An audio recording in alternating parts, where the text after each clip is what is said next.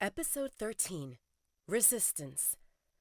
After dinner, they all moved to the living room where servants served desserts and drinks.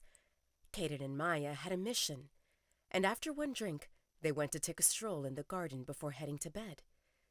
Before calling it a night, Kaden and Maya planned to roam through the pack house of the Red Moon Pack, looking for an opportunity to eavesdrop on some conversations from the Omegas, or maybe even join in and ask questions. Damon's wolf fidgeted, craving to inhale the sweet, citrusy scent of freesia and locate its source, despite Damon telling him it wouldn't happen. After an unknown measure of time, Damon stood up abruptly. "I will retire for the night." Everyone looked at Damon with obvious confusion on their faces, but Damon pretended not to notice.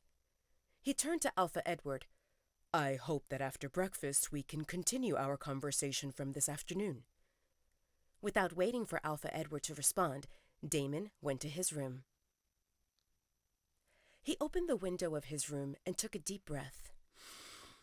"Damn it! What's wrong with me?" "You know what's wrong, and you know how to fix it," his wolf responded. "Why are you resisting? This is a fight you can't win." Damon rubbed his face forcibly. He knew that his wolf told him to find Talia, a.k.a. the girl with the coppery-colored hair. But Damon had no intention of succumbing to this temptation. Damon was a stubborn guy who needed to be in control. He always hated when someone tried to manipulate him. And this time, his own nature made him feel and do strange things. He would not give in. "May I come in?" Damon swiftly turned toward the door to see Marcy peeking in. He wondered if she even knocked, but even if she did, he probably wouldn't have noticed. He never felt this distracted. What if that was an enemy? Damon would be a sitting duck. That copper-haired girl already caused him to be weak, and he didn't even acknowledge their mate bond.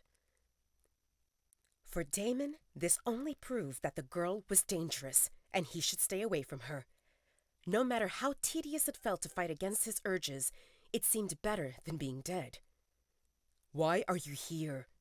Damon's sour mood showed. Marcy took his question as an okay to enter. She closed the door behind her and walked toward Damon, stopping when she was one step away from him. "You look tense," Marcy said while reluctantly putting her palms on Damon's firm chest. "I can help you relax." Damon's lips lifted into a half smirk. "And how would you do that?" Marcy licked her lips while remembering the velvety texture of him in her mouth. She wanted to caress him with her tongue. "I know that nothing is confirmed, but technically we are engaged." Damon observed her fingers as they moved slightly. She felt him out over the thin fabric of his shirt. He noticed a big ring on her right middle finger, an oval-shaped ruby with small diamonds surrounding it. One more luxurious accessory that matched the style of the Redmayne family. Damon looked at her almond-shaped blue eyes, straight nose, and full lips, and he confirmed that she objectively appeared attractive. "Don't do anything you will regret later," his wolf growled. "Stay out of this," Damon spat back. His wolf snorted. "You will regret this!" And then he retracted to the back of Damon's mind. Damon felt his wolf's anger and dejection, but he decided to ignore it. Unaware of the conversation Damon had with his wolf, Marcy inched closer to Damon, and she smiled seductively. "I can—" Before Marcy could finish her sentence, Damon's hand landed on the back of her head, and he pulled her closer for a kiss. His tongue plundered her mouth mercilessly. No one ever kissed her like that. Even with a kiss, Damon exerted his dominance, letting her know what it meant to face an alpha and making her heady in the process. She had no idea at what point they reached the bed. They sank in the mattress with Damon on top, and Marcy gasped for air for a brief moment before Damon sealed her lips again with his.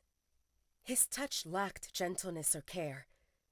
Damon vented his frustration as he searched for a way to release the tension that suffocated him, and the scent of Marcy's arousal hit him hard. Marcy's mind spun in a tizzy. She felt his hand work up her thigh with urgency all the way to her hip, where he found the edge of her panties, and she jolted when he ripped them in one swift move. Damon's hand moved toward the cradle of her thighs, and she moaned into his mouth. Marcy snapped from her stupor and grabbed his hand. She found nothing wrong with touching and petting, but she felt that Damon would not stop at that. Not before. Damon growled in frustration when he realized that Marcy changed her mind. What happened with, "We are technically engaged"? Are you saving yourself for marriage? Marcy felt flustered, and it took her a few long seconds to collect herself and respond. Not necessarily marriage, but I at least need to know that we are going in that direction. We can do other stuff. Damon shook his head in disapproval. He pushed himself off the bed and ran his hand through his hair. Marcy pissed him off. She came on to him, and then she stopped him, and now she listed conditions? Who did she think she was? What kind of game did she play? Get out. Marcy didn't get it. She clarified things she willingly would do, and he told her to get out? What? I said, get out! Marcy looked at Damon's eyes, which stirred with violence, and she swallowed hard. Other than feeling scared shitless by Damon's overwhelming alpha's command, she felt convinced that Damon would kill her if she didn't obey right that instant. Marcy scrambled off the bed and dashed out. Damon returned to the window and leaned over the windowsill. He looked at the crescent moon and exhaled in frustration. Is this what you planned for me? Damon asked under his breath, even though he knew that the moon goddess would not respond. She never responded. They said that the moon goddess had a plan for everyone, that everything had a purpose, but Damon doubted it. What purpose did his parents' unexpected deaths serve? What purpose did his best efforts for the Dark Howlers pack serve, only to be labeled as cruel? What purpose did being the alpha of the largest pack serve, when so many others wanted to manipulate him? What purpose did his power serve if he had to play by the rules others set? And finally, what purpose did finding his mate serve? Damon didn't want any of it. If he had one wish, he would want to become a nobody, invisible, someone who could move without being noticed or coveted. He would live a modest life and do whatever he wanted to do, when he wanted to do it. And this, no matter how Damon looked at this, it seemed that the moon goddess set on torturing him. Damon often wished to escape from everything, but those were only fleeting thoughts he knew would never come true.